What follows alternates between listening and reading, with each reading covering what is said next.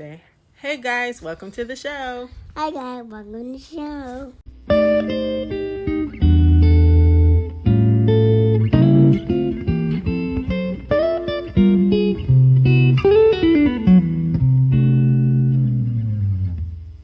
Welcome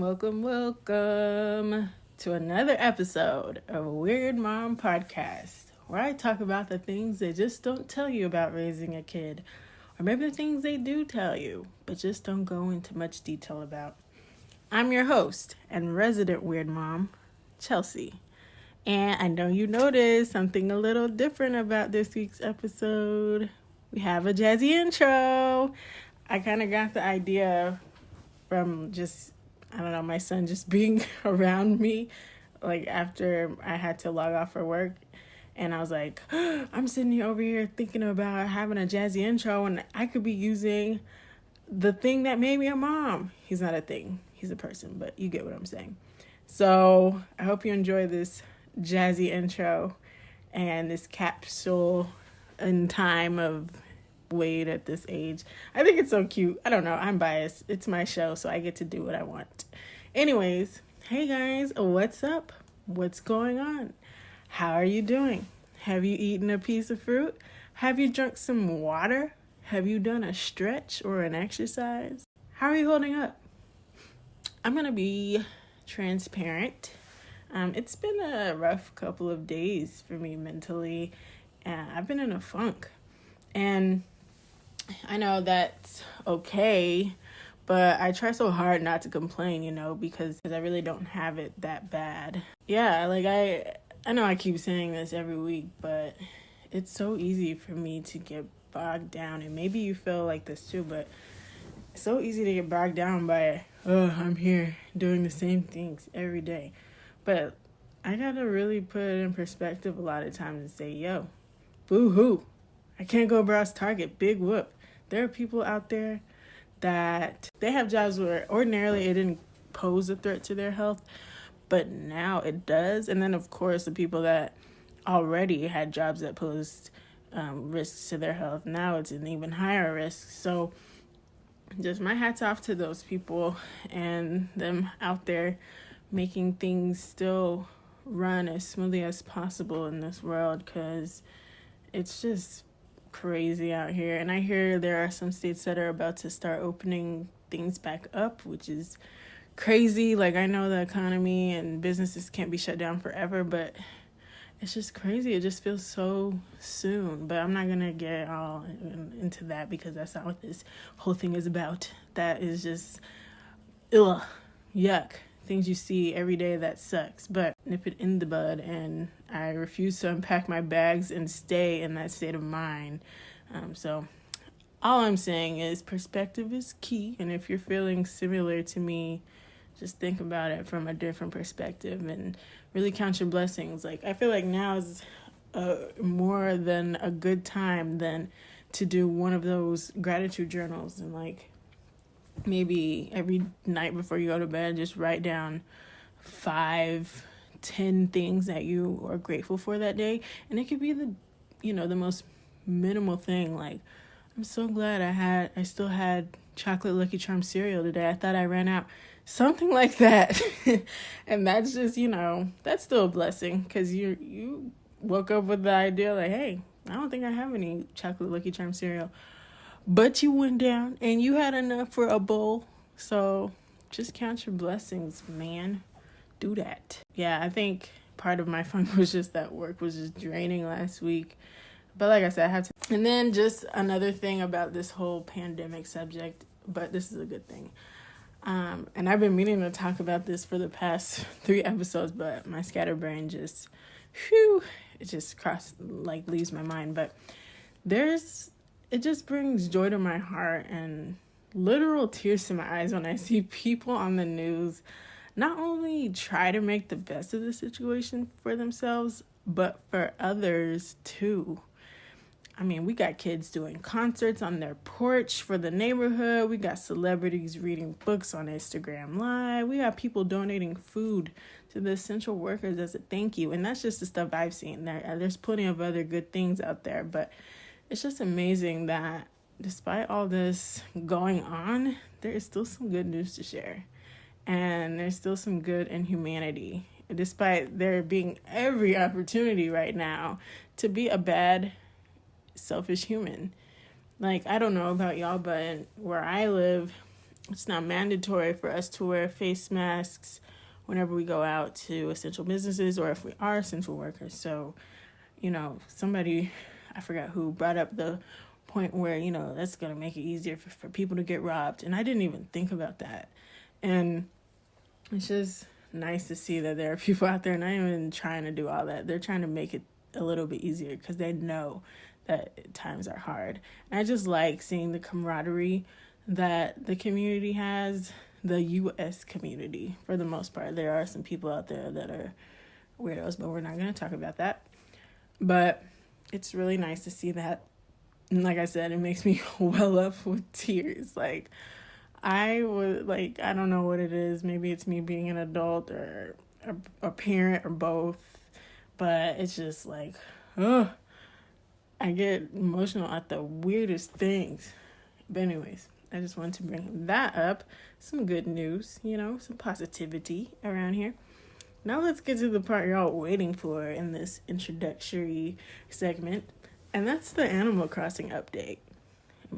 And not the update that they're coming out with in a couple days, but my own island update. So last week, my phone caused me not to be too active on Animal Crossing.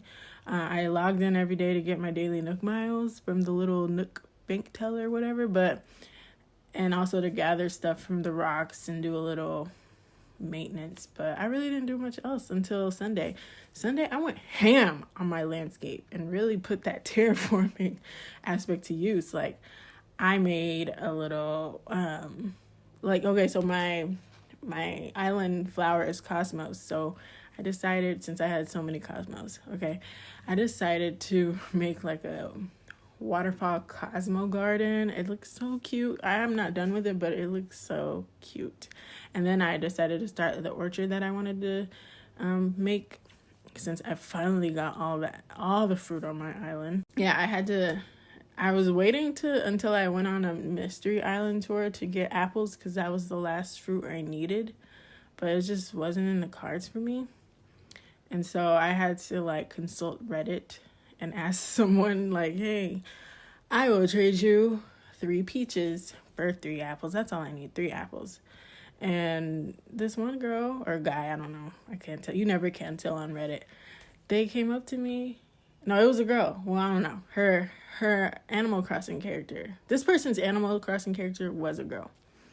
So anyway, this person messaged me and said, I got free apples. Come to my island. So I went over there. I got 10 apples for free. No trading. And I came on back. And I planted those apples in my orchard. So they're growing right now. I'm pretty sure they'll be bloomed tomorrow or maybe Thursday. And my goal is to have all the fruit bloom at the same time and pick all the fruit and go sell it to Timmy and Tommy Nook for some money. That's all I see when I see the orchard. All I see is money. Money growing on trees. And it's so funny because you can actually grow money trees in the game. But I've already grown a couple money trees. But I didn't know that when you grow a money tree, it only yields money once and then it just turns into a regular tree. That made me kind of sad. So I felt like it wasn't worth it to start growing any more money trees. What else? On Sunday, I bought 300 turnips from Daisy May. So I'm hoping to turn a profit this week. I haven't consulted Reddit yet to find someone to sell my turnips on their island, but I will be doing that and dedicating some time. I also have decided, after looking on there's a subreddit it's for trading, just trading in general. And I was looking at other people, what they were asking for and what they were trading, and I'm thinking about creating my own little wish list of things that I want, because my house is barren. I have neglected actually working on my own house. I've made my yard immaculate to me, but my house looks disgusting. So I'm thinking about doing some trades to get more furniture and things for my house. And also, I tried my hand at it because I want to get a T-Rex skeleton to put outside of my museum, but nobody wanted to trade me. Like, one person said, "Hey, I'm interested. How much you're giving for it?" And I'm like, "Yo, I for all 3 parts, because it takes 3 parts to make the T-Rex, I was gonna give him 30,000 bells, which was almost double of what it sells for at Timmy and Tommy Nook. But I guess it wasn't good enough for them. I'm gonna try it again. Somebody will bite." So yeah, I'm on my way to a 5-star rating, y'all. Y'all better watch out. I'm about to start holding weddings and stuff. And then also, I heard there's an Earth Day event coming up, so I'm excited about that. And they just put out a video of all the updates from May to June, and I'm excited. Like, apparently we're getting bushes, which is like a whole nother aspect of landscaping I can do. And we're getting access to buy like art. I forgot, he's a fox. I think his name is Red. He sells bootleg art. But then you can put it in the museum, which reminds me, there will be a museum expansion that will include art. So I'm excited. May through June looks pretty nice on Animal Crossing right about now. And I hope the Earth Day event is not as annoying as Bunny Day, but just as cute, because despite Bunny Day ruining fishing for me, which is my favorite part of the game, it was still so cute. And I really enjoyed the actual Bunny Day and not the 12 days leading up to Bunny Day. So let's move on to Wade. Wade has been into Trolls heavily lately. And I'm so happy because, not that I watch Trolls, but I tried to get him into Trolls like a year or so ago. He just wasn't ready. I wanted him to get into Trolls because I know it involves a lot of music and I want him to love music. So now he's finally into it and I'm so happy. And another thing that he's into that I wasn't expecting is Lego Movie Part 2, because that's what's available on Amazon Prime right now for free. And let me tell you, we watched it yesterday. And that was my third sit-through of the movie. But it was my first time really paying attention. And my God, it is such a good, funny, wholesome movie. And I feel like a lot of these kids' movies that are being made nowadays try to be deep and meaningful. And that's all fine. And I appreciate that. But this movie was just straight up silly. And it had some deep moments. But it was just one corny joke after another, and it's something I didn't know I needed right now. Like, it was seriously making me chuckle as I was watching it. And the music is banging, and I hope Wade plays this one to death too, because I actually like this one. And he actually asked to watch it. Yeah, he asked to watch it himself, and it was so random. I don't know what prompted it. And I didn't think he was into it when we first watched it, but I guess he was into it enough to actually ask to watch it. Anyways, that's enough of welcoming and introing. Let's take a break, and then we'll come back and talk about what the topic is for today.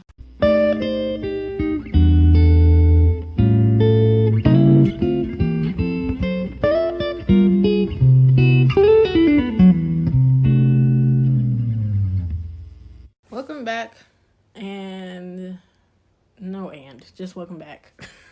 I don't know why I try to have these jazzy transitions. Anyways, welcome back. Let's jump into our topic today. So today we're going to be talking about how parenting involves so much, and while we are expected to be able to do it all, there's just simply no way. And I'm not saying, let me just throw a disclaimer in there. All of this is my opinion. You can disagree. And these are my experiences. So, yes, I understand as a parent, we are responsible for humans, depending on what your situation is. And I'm not saying you shouldn't try to make things happen, but, it's hard. You have to have octopus arms. It's a lot. So let's delve a little bit into it. I wrote down some notes so I can keep myself on task as I talk about this. So first thing I want to bring up is this to-do list that is constantly a mile long on the daily, and then my mind is always going about, how I'm gonna get A, B, C, D, E, F, G, the whole alphabet done in one day.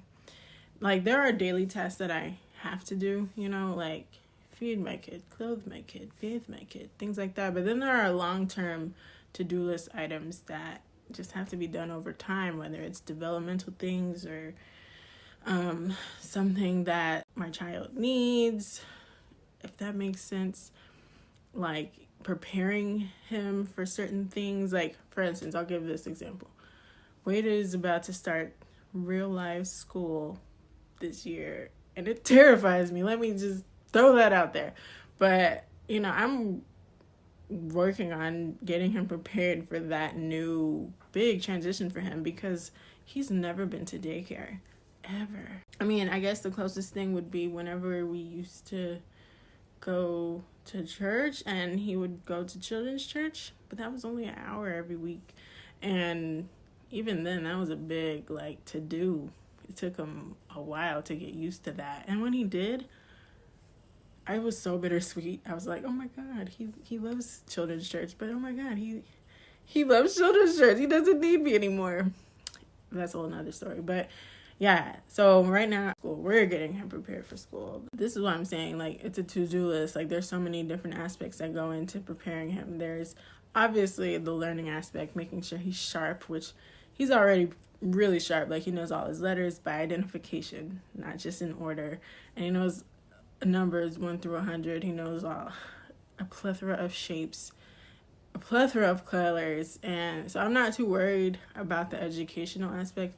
I'm more worried about the behavioral aspect and how he'll be. He's never had to have that sort of structure to where, okay, you gotta sit in a line, or you gotta listen to the teacher, or you can't just get up whenever you want.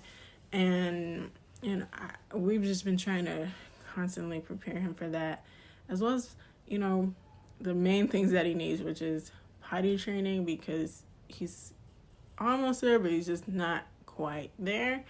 And then him eating more, because like I said, he's very picky. So I worry about when he goes to school, will it be the miracle we needed and he'll actually open up his horizons and eat other food, or will he just be not eating? I don't know.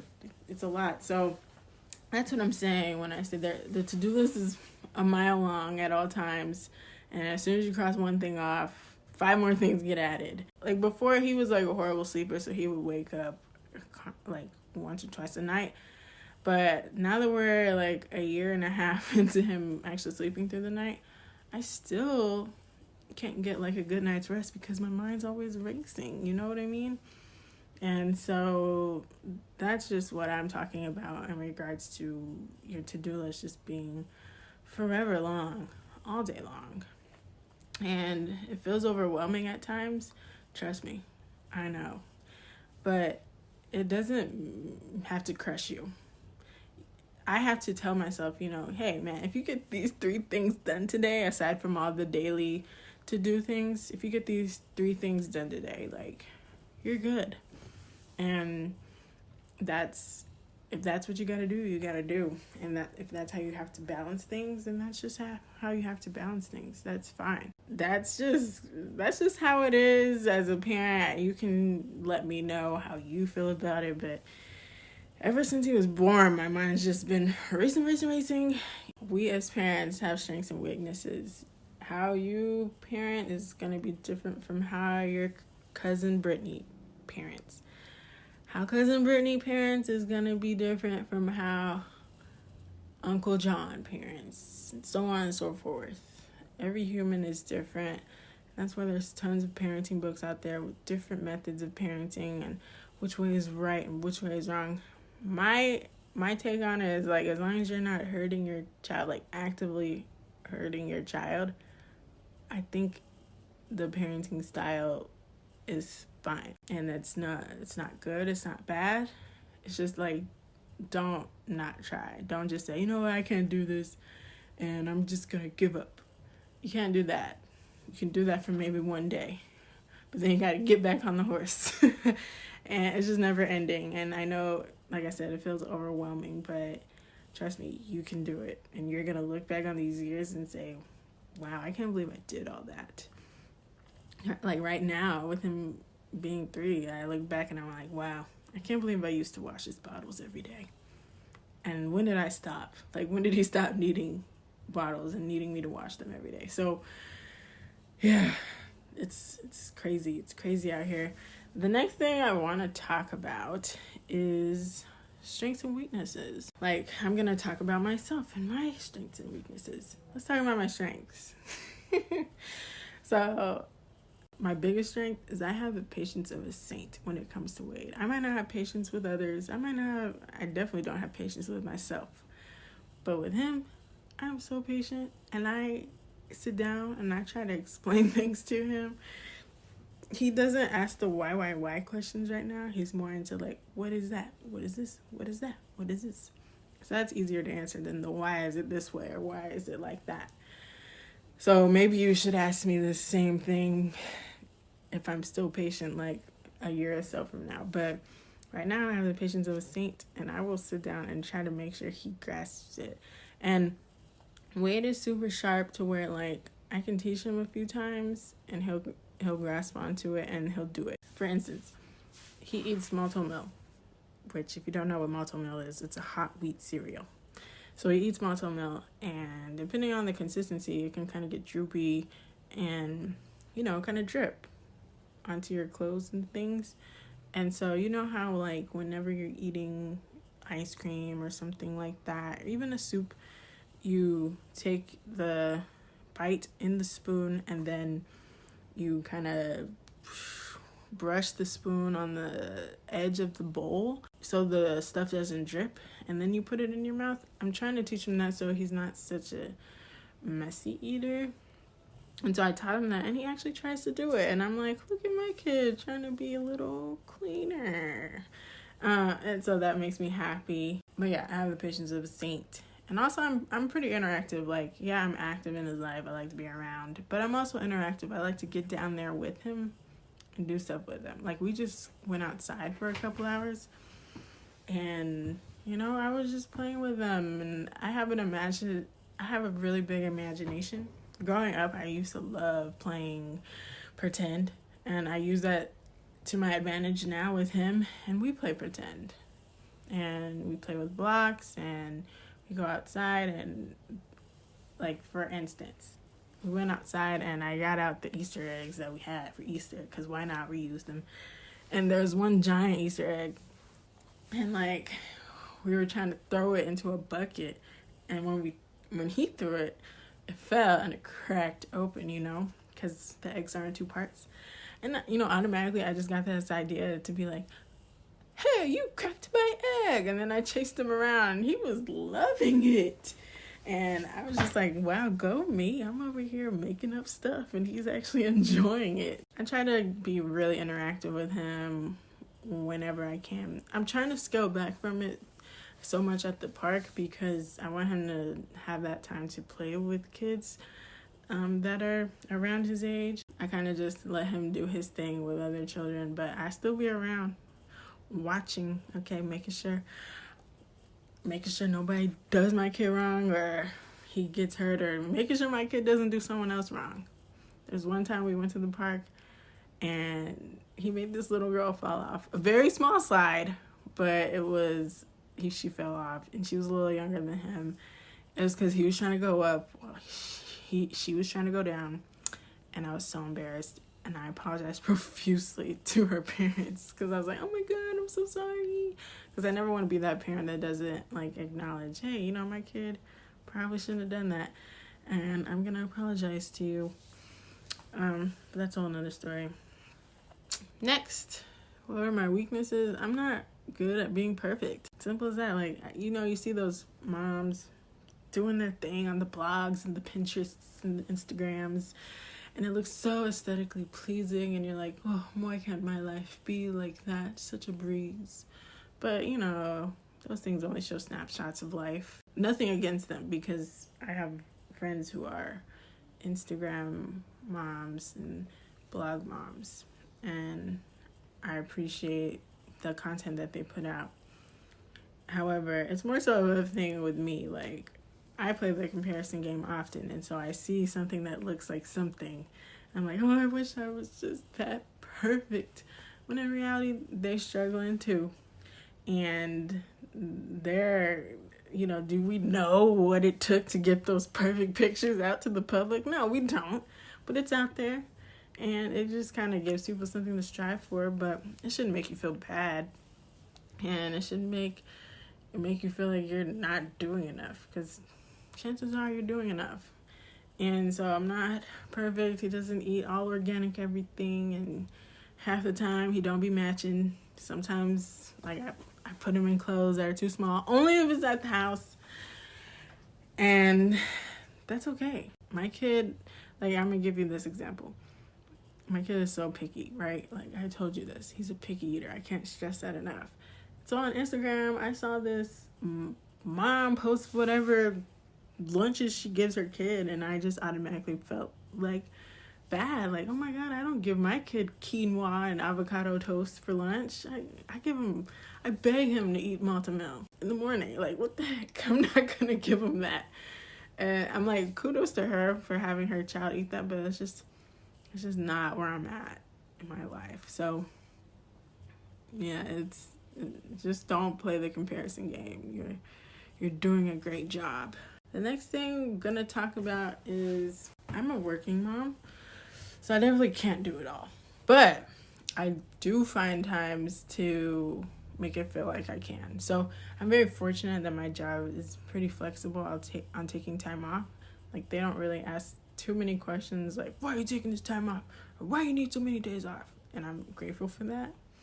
And so there are times where I just take a day or some days off just for no reason. Like, I don't have any vacation planned. I just take them off so I can do some fun things with Wade during the day. Like, back in September, I took 3 days off and we did something every day. The first day we went to the zoo.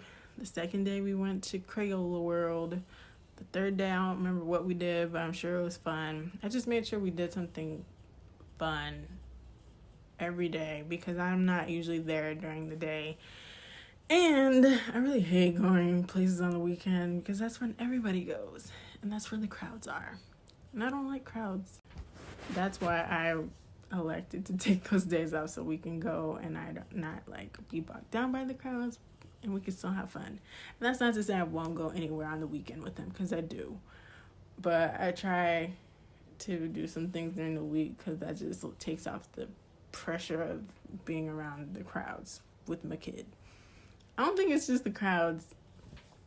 Let me backtrack. I don't think it's the crowds I don't like. I just don't like being in the crowds with my kid because there's just so much going on and it's just overwhelming. I'm trying to keep track of him. I'm making sure like nothing bad happens, but that's just me as a person, like a worrywart, and I don't want to be like that hovering mom that's like, oh my god, don't do that, it's gonna lead to hurt, it's gonna lead to pain.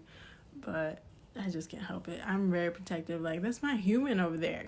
Don't hurt my human, and my human better not hurt anybody. Also, I say all this and I say a lot of me, but really I am absolutely nothing without my village, and it is large and it is in charge. I have a host of amazing people in my life that help my husband and I with our son, and it is just amazing, the love and the care that not only he receives, because of course Wade receives a lot of love, but that we receive. Some of them are parents, some of them are not, but all in all, they recognize, hey, you need a little time, let me take him. Or you need to go do this, let me get him. And it's really a blessing to be able to have that. To be able to say, not even have to say something a lot of times. A lot of times they just do it because not only do they want to be around Wade, but also because they recognize how hard it is, how challenging it is to be a parent and to do it all. And they just want to be a help in any way they can, and I'm so appreciative of it. And I remember at the beginning of my parenthood journey, I was like, how am I gonna know how to do all this? Like, I'm a mom, but I don't know how to do some things, and it made me feel bad, But then I thought, this is my first time raising a whole human being from scratch, and it's okay to not only ask for advice, but also take some advice. Granted, I'm a little bit more wary of this when it comes from strangers on the street, but as far as family goes, I've been really open about taking other people's advice and really putting that mom pride aside to listen to, the expertise and the wisdom of parents that have been parents for a while, to make sure at the end of the day it's all about Wade and making sure he's okay. And so a lot of times, yeah, I'm not gonna lie, it can get a little irritating, but I always come in the back of my mind and say, yo, this is irritating, and I know you feel like you're his mom and you know what you can do, but at the same time, you don't know it all, and you need to listen. And that is like the biggest slice of humble pie I have to eat when it comes to Wade. But that's okay, because at the end of the day, our goal is to make sure he's a decent human being and a healthy human being. And if that means taking some advice and swallowing pride, then so be it. Whatever it takes for him to be not perfect, but a decent human being. And also, ask for help. Ask for help. Ask for help. And I struggle with this bad because I hate asking for help. Not only for myself, but now I gotta ask for another human. And I really had to, once again, eat a slice of humble pie and say, look, you need to ask for some help. Like, you can't do this. You need to take a nap, or you need to do this. You need to do this, so you need to ask somebody for some help. Otherwise, you're gonna be a terrible person to be around. Asking for help isn't just so you can get the help, for that service. It's to ease a little bit of the stress on you, so you can be a better version of yourself, if that makes sense. Like, being a parent is stressful, of course, but if you can alleviate that stress in a healthy way, then that'll make you better able to parent your kid. That's my opinion. Regardless of all the little big doubts, there's one thing I know I'm good at. And I'm good at loving him. And I know that sounds so cheesy, but I'm one of those people that believes everything happens for a reason, and there's a lot of significance in life. And I believe I was made for him. Lastly, sometimes it feels like I wasn't, and that I'm not doing enough, or that I myself am not enough. But he loves me unconditionally, and I see that, and it makes me happy. And he's mine for a reason. I'm not perfect by any stretch of the imagination, but I'm perfect for him. There's a reason why Wade is my son and not some other person. And there's a reason why I'm not a parent to some other child. I'm a parent to Wade. And I am that for a reason, and it's because I have something to help him eventually go on to be a decent human being, a productive, decent human being of society. And so whenever I have my doubts and my monthly freakouts of I'm not doing enough, because it does happen monthly, I just sit back and think, you know what, you're doing the best you can. And he loves you regardless, and he has no idea that you're a human. He just sees you as his mom. Isn't that crazy? And it gives me a whole new respect for my own parents. It makes me think back to when I was a child and I looked at my parents as parents and not humans, trying to make it, trying their best. And they did. They tried their best, and I think I turned out pretty good. Back in the day, you just think, oh, you're a parent. You're supposed to know it all. You're supposed to do it all. You're supposed to be perfect. And so whenever your parents mess up, it's very disheartening, because it's like you're not supposed to mess up. You're a parent. But now, me being a parent and realizing, yo, I'm a human, in charge of another human. It's just crazy to think. Despite all the things I learned on my own and the things that they taught me, I feel like I turned out decent, and I hope that that can happen for Wade. So that's pretty much all I wanted to talk about today. I had a lot of notes, and I highlighted some of the parts that I really wanted to bring up.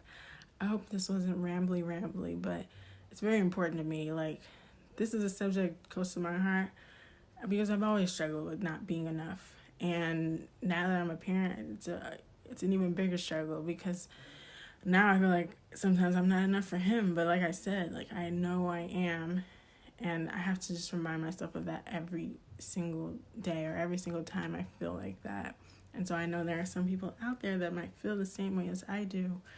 And I just want you to know, like, you are enough. You were made for this. This is a part of your life. This is where you're at. You're in this, and you can do it. You're capable.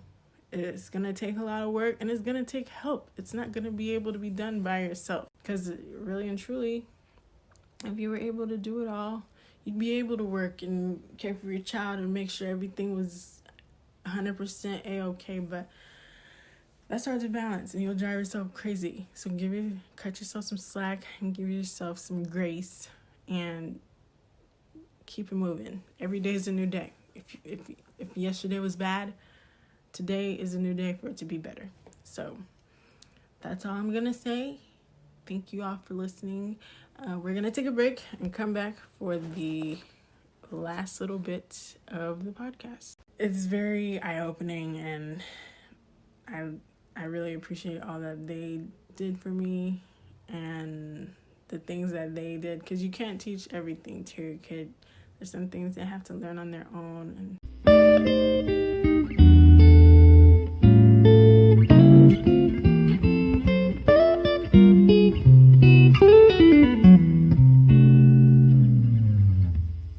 We're going to wrap it up with, well, first of all, welcome back. I came in real hard after that. Anyways, we're going to wrap it up with a little segment I like to call What I'm Into. And this is a segment where I talk about what I'm into, because I have an obsessive personality and I love things hard and for a short amount of time. Most things, not all things. Anyways, this week what I'm into is Degrassi still. I spent the whole weekend binging Degrassi because I needed a mental break from work. And I'm now up to season, I think 5. So that means I've come out of the season where things go down, which was season 4. I think I'm saying that right. I think I'm on season 5. Maybe I'm on season 6. I don't know. But yeah, so watching the show, like I said, with my adult brain, I'm just like, what the heck is going on? Why isn't this school shut down? There's just too much going on. Like, I literally, and I've seen this episode probably 2 or 3 times before, but I literally cried when Jimmy got shot. And I'm laughing. It's not funny. But it was funny because I'm like, why am I so emotional about this now when I've seen this before? I don't know. I guess me being a parent or me being an adult and having some life experiences, I'm like, oh my gosh, his life is changed forever. And for what? Because Spinner over here lying, making Rick think that Jimmy was a part of the little prank at the quizathon. Ugh, I never hated Spinner so much. Like, that really brought him down some pegs.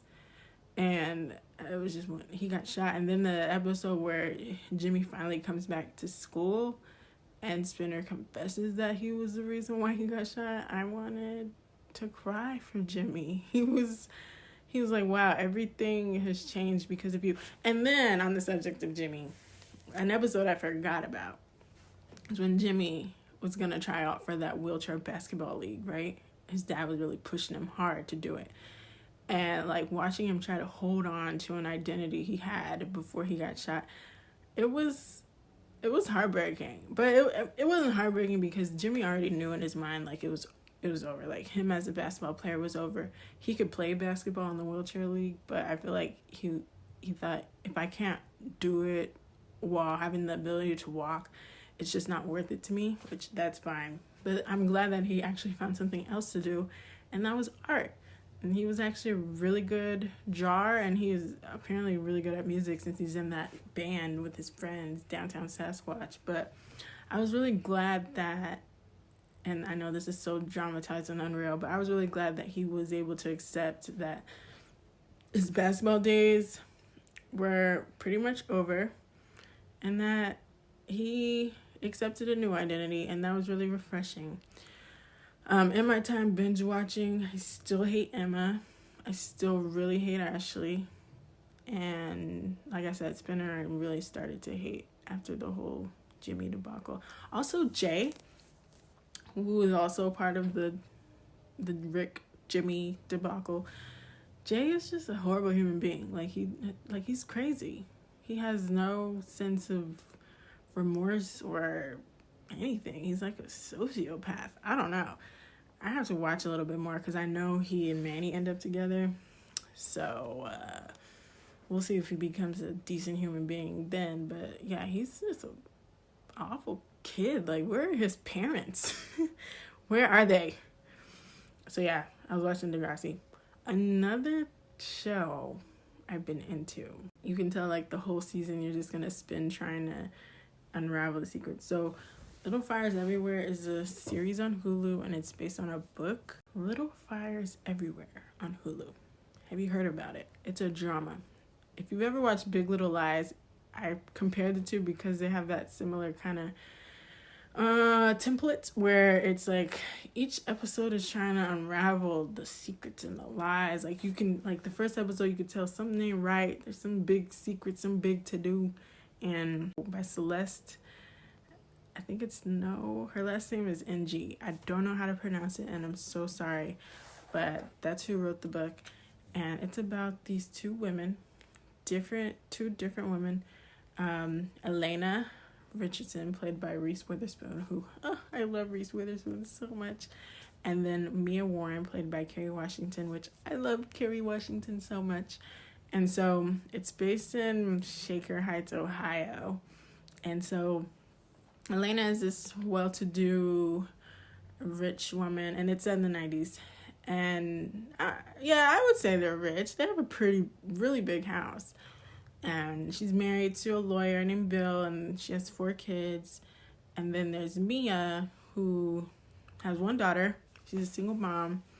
And they collide, or they meet, because Mia is sleeping in her car with her daughter, which I thought they were just on a road trip trying to run away from somebody, and they decided to come to Shaker Heights, Ohio. But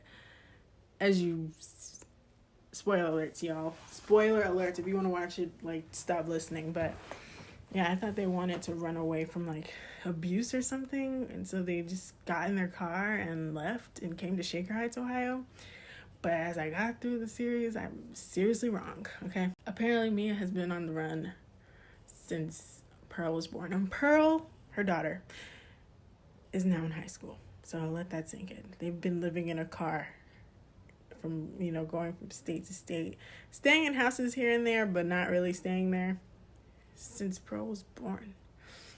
Anyway, so yeah, it's just how they come together and how they're from 2 different worlds and how they clash, and how this it's just a lot. It's a lot. You should just watch it.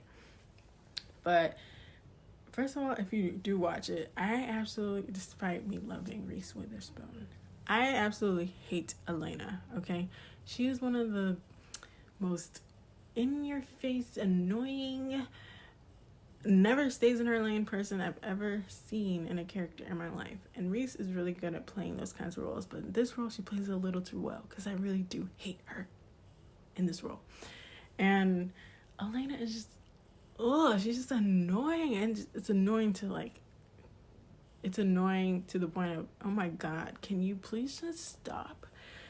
And so there was a part where she wanted the whole family to take a Christmas photo, and Izzy, her youngest daughter, is like the black sheep of the family, and they're always butting heads, her and Elena. And so Izzy comes downstairs wearing a Christmas outfit, but I guess the wrong shoes, And Elena was like, go upstairs and put on the kids or whatever. And Izzy's like, no, that's not me. Like, come on, let's just go take the picture. And Elena's like, go put on the shoes. I'm I'm laughing. I'm elaborating, or I'm paraphrasing. And so she goes, I guess she puts on the shoes, they take the picture. When she gets all 50,000 prints of the photos, because this is the 90s, and they print the photos, Izzy is putting the middle finger up in the picture.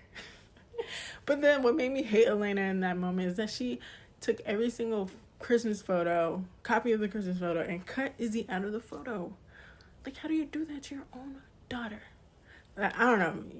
Y'all gotta watch the whole thing to see, the relationship, to know what I'm talking about. Like, that's just horrible. Just, ugh.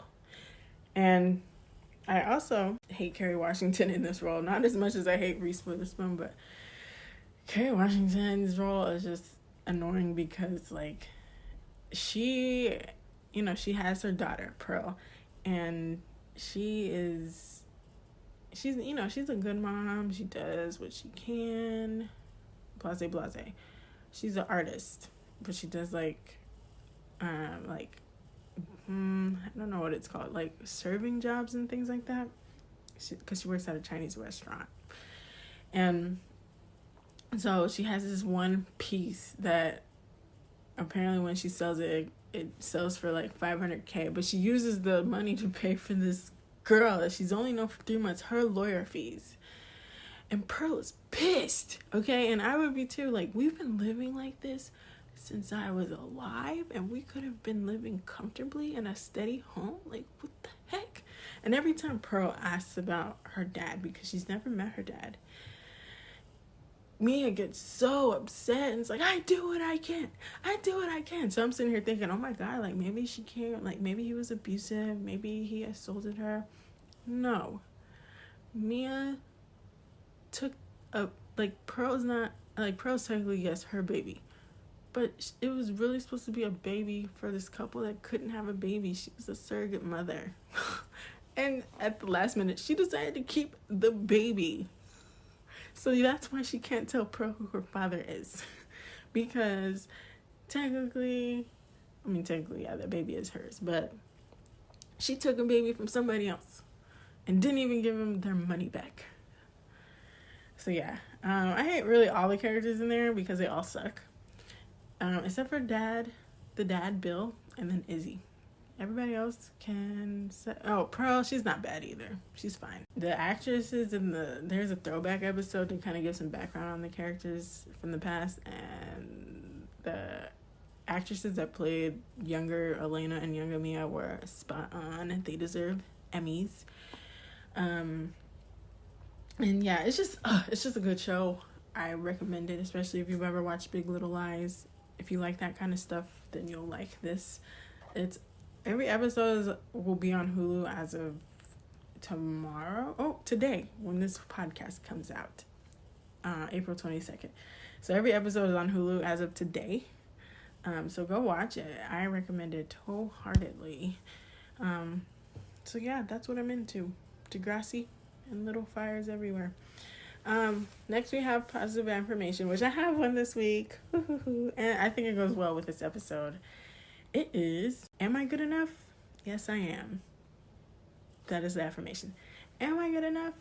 Yes, I am. And it comes from none other than Michelle Obama from her book Becoming, which I have, but I have not read. I bought it to support.